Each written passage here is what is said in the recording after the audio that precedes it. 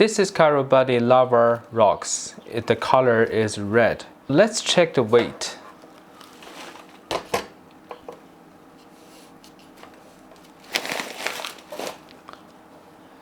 It shows that 1219 grams.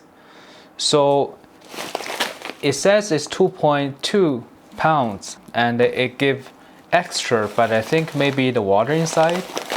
Let's open the package.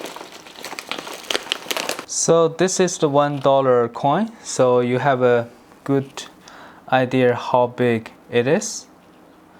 And actually they got some kind of like a sand inside.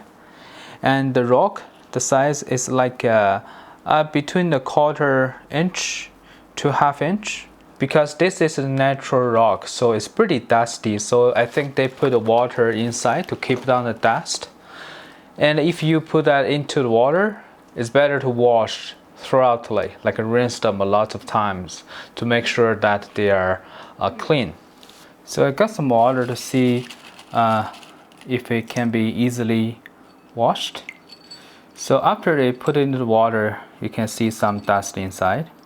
It looks pretty clean.